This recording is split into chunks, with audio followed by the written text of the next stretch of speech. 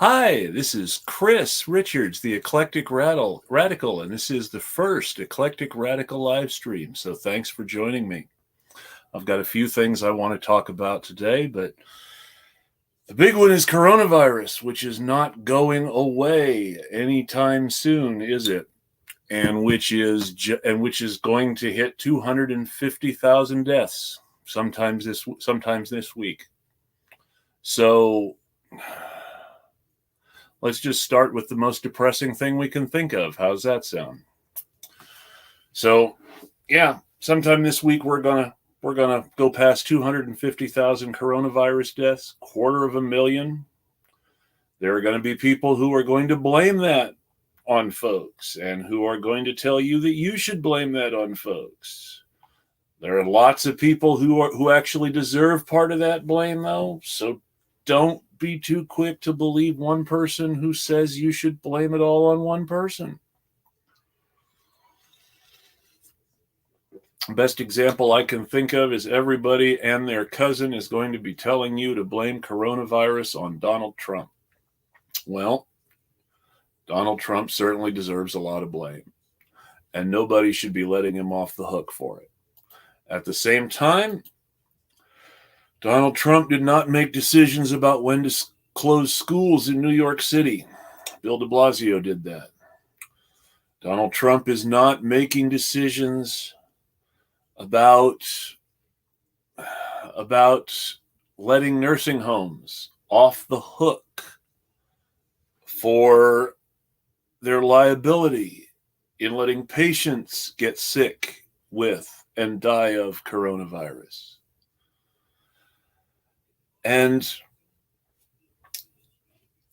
Donald Trump didn't tell those folks to come in to work sick if they worked at those nursing homes, which is why those nursing homes need those liability shields that Governor Cuomo wants to give them. So there's plenty of blame to go around, folks. Democratic governors have a lot of blame on their shoulders too. Here in Oregon, our governor, Kate Brown, didn't want to do anything until she got pushed. And then she closed everything down, which was good because we were just starting to hit our big spike when she closed everything down. And then she opened it up just as we started to spike all over again.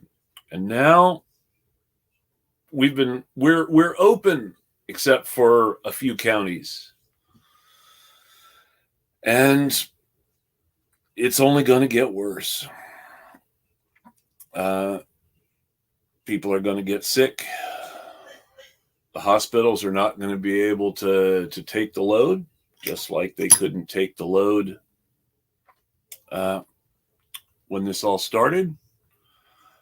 And people are going to die because the hospital has to choose who goes on a ventilator. And that's where we are. I'm going to check a few streams, and if you're here and in the chat, please feel free to start bringing the questions. We have a lot to cover tonight. Let's just make sure that the stream is showing up on Twitter where it should.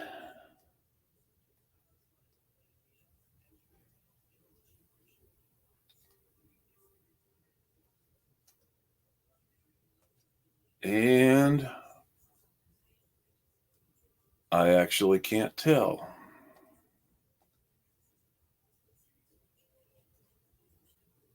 No,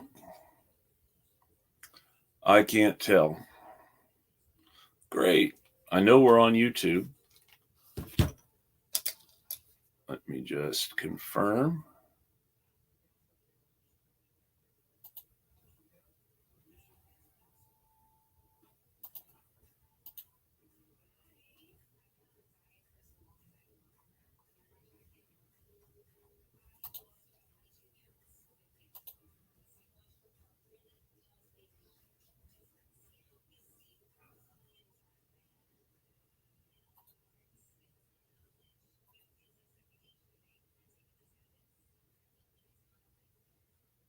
And yes, we are, in fact, good on YouTube. Excellent. So if you clicked on the YouTube link, and yes, we're working. Yes, we are, in fact. Excellent. So that's one load off my mind. So now that I know that people can actually see and hear me. Coronavirus. Oh yes. And so I'm going to ask folks, how is it just not possible that the people of Florida don't elect Pam Keith to high office to make decisions about their laws? Because you would think that they would love this woman because she just says such amazing things. All right, I'm being sarcastic and I'm going to stop. No, it's not good. Pam Keith, who narrowly lost election in Florida for House of Representatives, tweeted wondering how many people in line at soup kitchens and food closets voted for Trump. And while she rapidly explained that no, I didn't mean to imply that they deserved this for voting for Trump, she's still the same person who said that Joe Biden had a lot of raping to do to catch up with Trump. So I don't extend her great benefit of the doubt. And that just goes to show the attitude that people have about people who need help. And this starts my next little monologue. The simple fact is a lot of people are going to need help, and they're going to need it soon. We're going to need help because as coronavirus gets worse, states are going to shut down again. Now, Joe Biden's coronavirus task force co-chair tells us, oh, no, we don't think there will need to be any national shutdowns, which just goes to show right away that the difference between the parties isn't that much. After all this, listen to scientists. Joe Biden found scientists to tell him he wouldn't have to shut down and he wouldn't have to do anything to help folks, and we could keep sending people to work as usual. So that's where we are. Which means that there are going to be state shutdowns when people start to get sick and the states don't know what else to do. And those state shutdowns are going to put people out of work. Businesses are going to close. There are going to be companies who can let some people work at home, but not everybody. And lots of people are going to need help again. If there's no national shutdown from the Biden administration, there's no reason for Congress to help us, unless governors who shut their states down push Congress hard for them to help us. Now, the two bills that the Democratic House under Speaker Pelosi sent to the Senate had good things in them. A single $1,200 stimulus check in the first one. There would have been the CARES Act.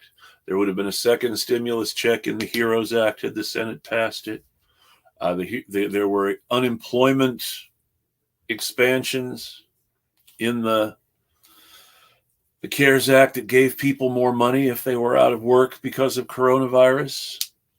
And those were in the HEROES Act as well. Nobody's going to be getting those anymore because nobody's passed anything to make sure anybody gets them. But people are still going to need help. People are going to need help because 2 restaurants downtown here in Tigard, Oregon closed. Why'd they close? Because even when they open things up and let people come eat inside again, that did not change the fact that nobody really wants to go to restaurants right now. And can you blame them as people get sick again? I can't. So the restaurants are going to keep closing. The people who own them are going to need help. The people who work at them are going to need help. And our Congress is going to have to do something. We know what the House will do. They'll do the bare minimum that they feel they can do and say they're still helping us, while sneaking in something like loans for Paul Pelosi and Christine Edie-Mann and bailouts for their lobbyist friends. I'm just basing all that on the CARES Act and the HEROES Act and things that already happened, right? So, with that in mind,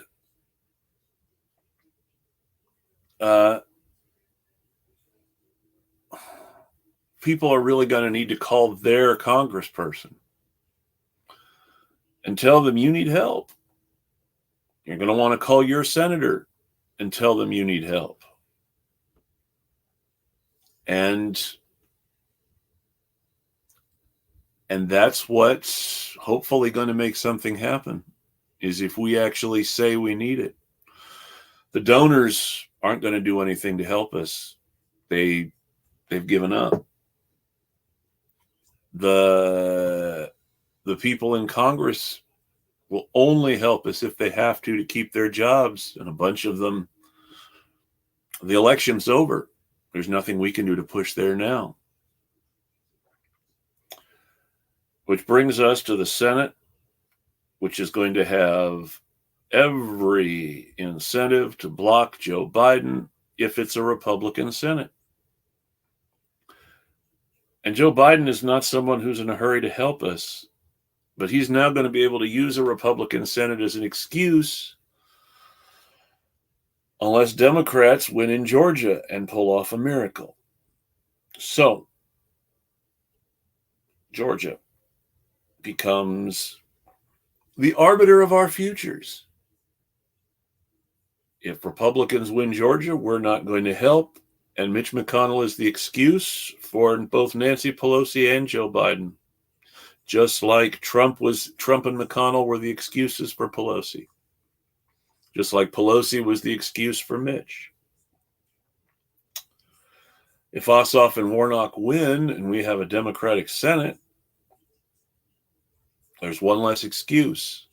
Joe has everything. He's got to push through some kind of help, the same way Obama. Ha. They say a Freudian slip is when you say one thing but mean your mother. Anyway, Obama gave us an economic bailout, such as it was, because he didn't have any excuse not to. And he gave us the ACA, such as it was, because he didn't have any excuse not to. But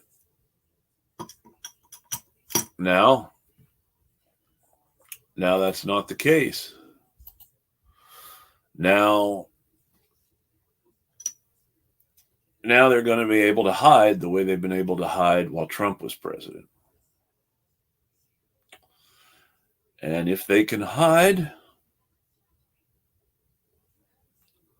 then we're not going to get help. And if we're not going to get help, we're going to have to help each other. My friend Rachel Kahn, who you can all follow at Reach Rachel Kahn on Twitter, says that the one thing we should all remember is that potatoes are nutritionally complete and can be grown in buckets even if you live in an apartment. And I'm thinking that there's a lot worse advice than that right now. So listen to Rachel and grow potatoes in buckets. You're going to need them. Now I'm going to try not to be so doomer. I still don't seem to be getting anything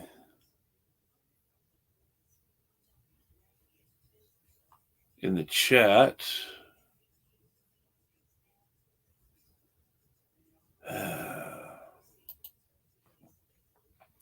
And since I don't seem to be getting anything in the chat, I'm going to have to keep talking. Sorry, folks. So I said I'd talk about Biden, and I have some with coronavirus. And I do have a few predictions for a Biden administration, assuming that we get the Democratic Senate. If we don't, if the Democrats lose in Georgia, then we're going to see a lot of noise and a lot of blaming Mitch McConnell, and nothing much else is going to happen. But this is all based on assuming the Democrats win the runoffs in Georgia in January. Big assumption, but let's go for it. We will get a coronavirus plan, and that coronavirus plan will include some sort of stimulus, and it probably won't be enough. It will probably not be the kind of recurring checks that Rashida Tlaib was trying to push for, that there is a bill in Congress that was co-sponsored by people like Ro Khanna and Ilhan Omar to give that $2,000 a month. That's not going anywhere. It has not even come out of committee under Pelosi's recent speakership, so I don't see that changing in the new Congress. But I see something passing because they'll have to. Something along the lines of the HEROES or the CARES Act Take 3. They'll probably call it the Superheroes Act and include a bailout for Disney. But it will give people some more money. It will keep the unemployment going. Hopefully it will close down some of the barriers to unemployment so that people can have some money and keep paying their rent. While we're still on that subject of coronavirus, I want to give a shout out to no Ameren shutoffs in Illinois. And I want to note that J.B. Pritzker, governor of Illinois, is a scumbag who is still not issued a strong enough moratorium on utility shutoffs in his state to prevent utility companies from shutting people off. That is a de facto eviction, and in a time of plague, a de facto eviction is a de facto death sentence or a serious risk of getting sick and an increase of public health problems. Oh, Illinois' curve is really shooting up again. It was even before the new round. I wonder why. Blame JB. The second thing we'll probably see under a Biden administration, sorry for the segue,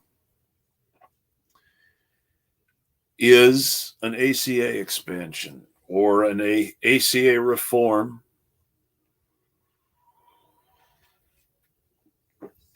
It will give us, it will give more people subsidies. They will try to give more people Medicaid.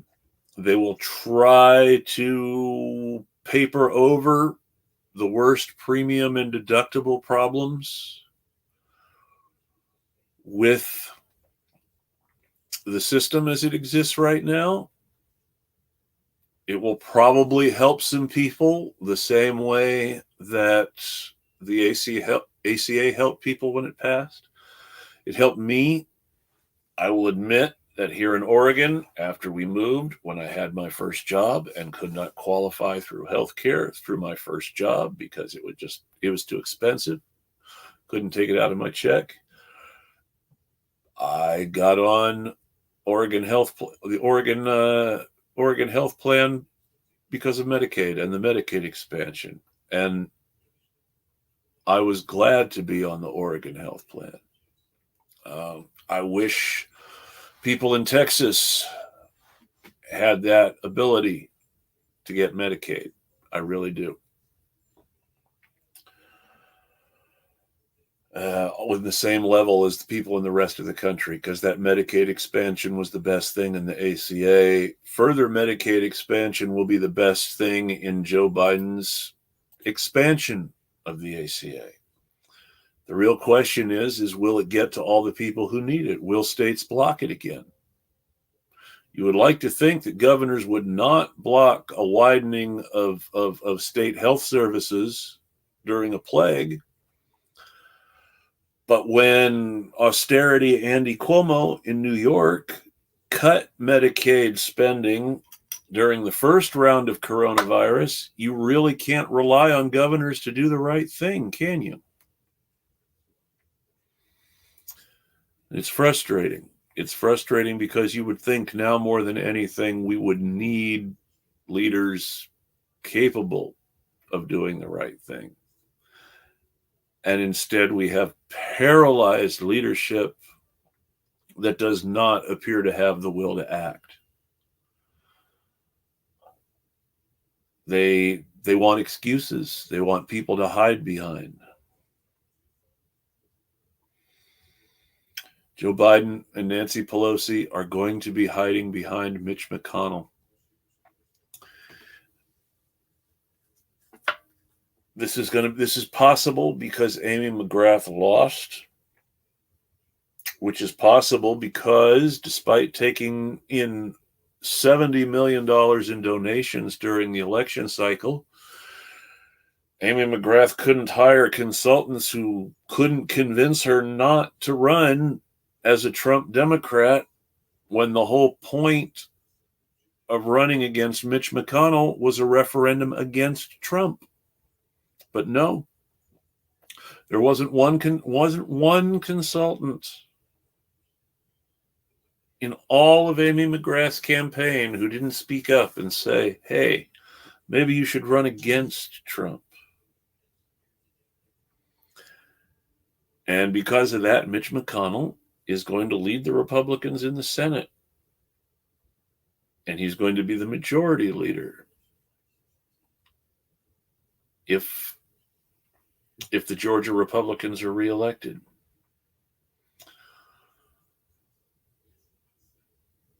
These Georgia Republicans are not nice people. David Perdue, and I hate to sound like I'm defending Kamala Harris. I'm not a Kamala Harris fan, but David Perdue's deliberate and racist mangling of her name only goes to show that he's childish and not fit to be a senator, regardless of what one thinks of Kamala Harris. He's a racist scumbag. Kelly Loeffler is guilty of insider trading. The Senate should discipline her. She should be charged. But the evidence is all spelled out. In my opinion, if they went to jury tomorrow, she gets convicted. So you say, yeah, she's probably guilty. Is that enough to stop her from getting reelected in Georgia? That's a good question. It should. In a perfect world, it would. Raphael Warnock seems like he may not be coming out and full-throatedly running on Medicare for all. He's not taking a big dump on it the way John Ossoff did. And he says he loves puppies. So he should be able to beat Loffler, right? You would think. I guess we'll see about that. But if anybody deserves to lose, it's Kelly Loeffler. Now, it looks like I've got to probably fill about 5 or so minutes of time with talking in order to get a half an hour in here, which, with nothing happening in the chat, a half hour looks like a good first night. So I will close out with some thoughts on Joe Biden himself and where we are. And that is that Joe Biden began his political career in the Senate by forcefully advocating for the end of mandatory busing. At a time when people had been stepping up to fight against racism and discrimination and segregation, a fight that Joe Biden had said he supported. Hey, it's great to see you. I'm glad someone showed up before this was over.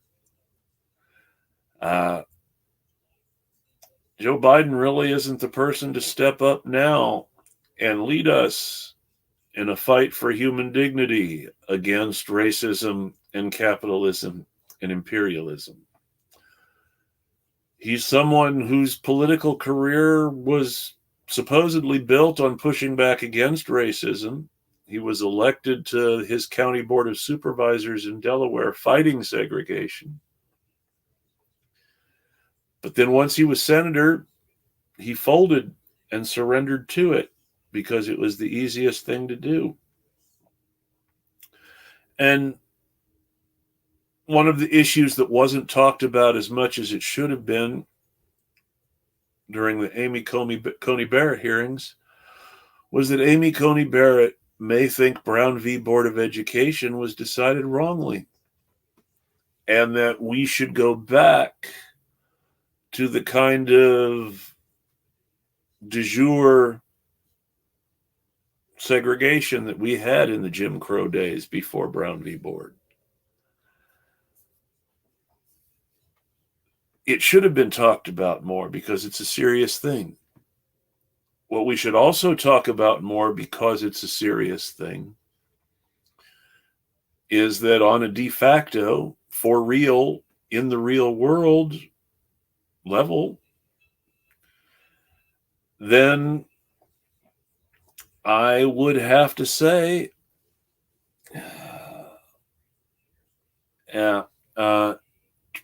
Biden's not the guy for the times. He's someone who essentially got rid of Brown v. Board of Education. And that's really something to think about. Now this is a good point.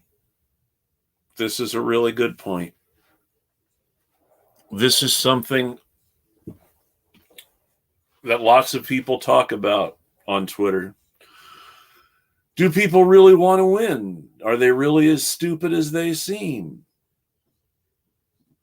It's hard to say.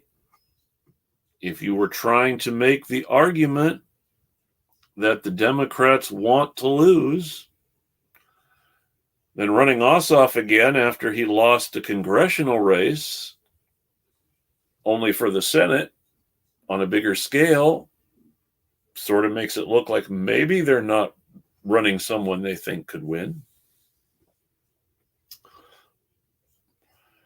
I know she didn't step up, and I'm not a Stacey Abrams booster, though she's done a good job in getting people out to vote. But if you really were serious about wanting to win one of those Senate races, wouldn't you have run Stacey Abrams in the first place instead of John Ossoff? Wouldn't you have pushed her to run?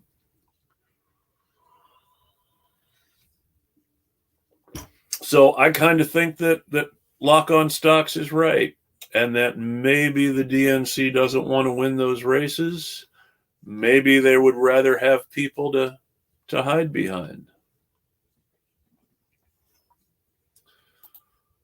And this is true too. If you ask a liberal if they would believe Trump would change for his second term, they would absolutely say no way. But they want us to believe that Biden has changed after 48 years. That's a good point. I was talking about that. Is Joe Biden still the guy who ended school desegregation in this country? I think that's the best question to leave everybody with tonight. Not that I want to depress people. But is Joe Biden the same guy who said he didn't want his kids going to school in a racial jungle because a misbegotten plan to force integration of the schools went badly awry? And who was willing to shut it all down in order to risk it not going badly awry and leave us in the untenable situation we are today, where even those public schools segregated are going away because of pressures to privatize them. So there's the question. That's where we'll end for tonight. Has Joe Biden changed in 48 years? And do we have any reason to believe that he will between now and Inauguration Day? Everybody, I'm Chris Richards, the Eclectic Radical, and I hope you all have a great night. Thanks for joining my first live stream. Take care.